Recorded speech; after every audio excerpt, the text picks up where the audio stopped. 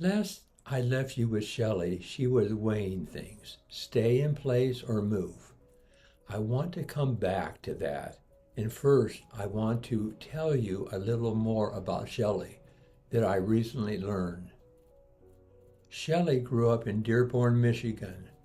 Her mother was Scottish. Her father arrived from a tiny village in Turkey at 17, alone, knowing almost nobody. In almost every way imaginable, they were opposites, but they both loved their two daughters completely. And that one thing held everything together for a lifetime. Shelly had a man she called Big Uncle, a boarder from Turkey, living with the family for a while. He loved her completely. Every morning he'd put her in a little wagon and pull her to kindergarten. Every afternoon he'd be there to pull her home. And every day they'd stop at Rosie's grocery store. He'd look at her and say, "What do you want?" And she'd point to a candy bar. Every single day until her mother said, "No more candy bars." So the next day they stopped at Rosie's. Big Uncle looked at her and said, "What do you want?" She pointed to a watermelon. He brought the whole watermelon home. She came home sitting in the wagon with a watermelon between her legs. Her mother took one look and said, "I give up. I'm afraid of what comes next." Shelly also told me another interesting story about her mother's funeral. She and her sister were rushing to get to the funeral parlor. They arrived, and Shelly realized she had brought the wrong pants. Her sister said, "You cannot go home and change." Shelly said, "I cannot go out there in these pants." She went home, changed, and came back. Her sister met her at the door and in a hushed, serious voice said, "Get out there and entertain them. Don't let them think about the fact that your mother just died." Shortly, they were both in the bathroom in tears, laughing, trying not to be heard. Shelly said, "My mother would have been rolling on the floor." And then Shelly said something I haven't forgotten. She says, as you get older, memories change. Things that were sad or embarrassing have a way of turning into something you treasure. The funeral pants get funnier every year. This is part 3 of our series on aging in place. And I'll be honest, I almost made this video about logistics, about the next steps, about what to do once you decide to stay or move. But after spending time with Shelly, really listening to her, I realized that that wasn't the video that needed to be made. Shelly has made her decision.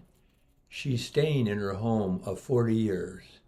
No more indecision, no more going back and forth. She's staying, and she's ready to move forward. The grab bars, the step, the bathroom, the gravel outside where her birds come every morning, and the skunks and the opossum on their schedule.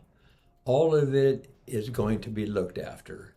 She's also getting some help, a food delivery service, a senior care coordinator who can be a consistent, trusted presence across all the different parts of her daily life.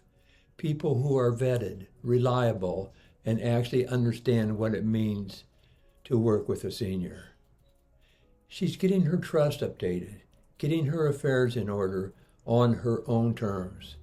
She is, as she put it, ready for the next adventure. I want to say something about how that shift happened, because I don't think it happened the way people might think. It didn't happen because someone gave Shelly the right information. It didn't happen because someone sat her down and explained the risk of waiting. It happened in conversation over time with someone who listened more than they talked, who let her move at her own pace, who was there consistently and who, when the shift came, was ready to support her. The wrong pants, the watermelon. Those aren't just funny stories, they're alive. A full, rich, complicated, hilarious, sometimes heartbreaking life that Shelly has lived completely on her own terms.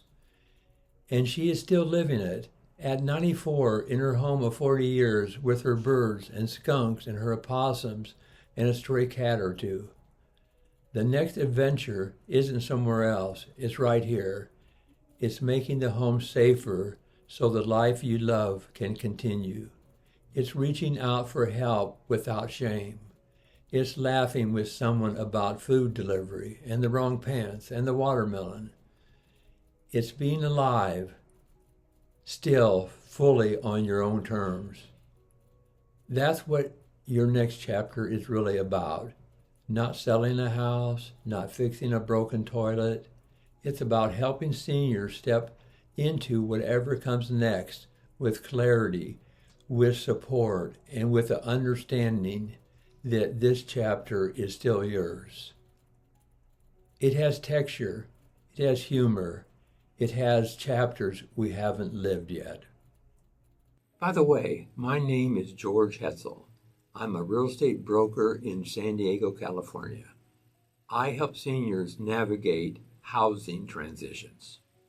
If you found this helpful, please like and subscribe. I'll continue sharing insights to help seniors and their families think through important decisions clearly and then move forward with confidence. If you have questions, feel free to leave a comment, send me a message, or schedule a time to talk using the link below. I'd be glad to talk with you anytime.